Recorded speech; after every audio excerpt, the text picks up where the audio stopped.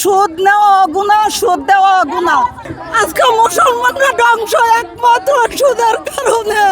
সারা জাহানের উম্মতি মোহাম্মদী ভাই বোনদের জাহান্নামের আগুনতে বাচ্চা জান্নাতের মালিক হওয়ার জন্য কইছে সুদ নেওয়া গুনাহ, সুদ দেওয়া গুনাহ, সুদ নেওয়া গুনাহ, সুদ দেওয়া গুনাহ।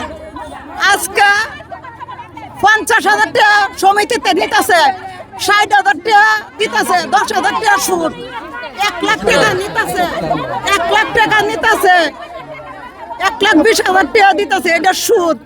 তো বলছে 70 বার মরা মার সাথে জিনা করা ছোট গুনাহ, সুদ খাওয়া বা দেওয়া বড় গুনাহ।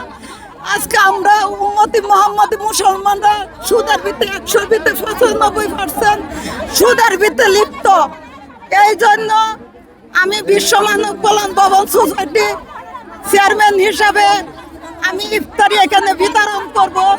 আর সবার জন্য ধর্ম মন্ত্রণালয় থেকে, আমেরিকা থেকে, জাপান, লন্ডন, সৌদি, দুবাই থেকে আমি একটা অনুদান আইন না এরকম চাইতেছি গরিব দুঃখী ভাই বোনদেরকে টাকা দেওয়ার জন্য, যে দিলে তারা কেউ একটা অটো কিনতে পারে, একটা রিক্সা কিনতে পারে, ব্যবসা করতে পারে। তারা যে সুদের থেকে মুক্তি পায়, তারা যে সুদের থেকে মুক্তি পায়। আজকে মুসলমানরা ধ্বংস একমাত্র সুদের কারণে। আজকে মুসলমানরা যদি সমিতি কমিটির হাতে থেকে মারা যায়, তাহলে তারা কাফের দিয়ে দলভুক্ত হয়ে মারা যাইব।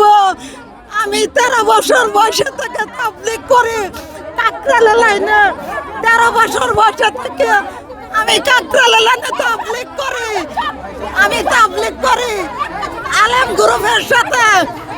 আমি আজকে এই জন্য সারা বাংলাদেশ সফর করছি। আচ্ছা, কয় শত মানুষের ইফতার আয়োজন করছেন? 500 থেকে 8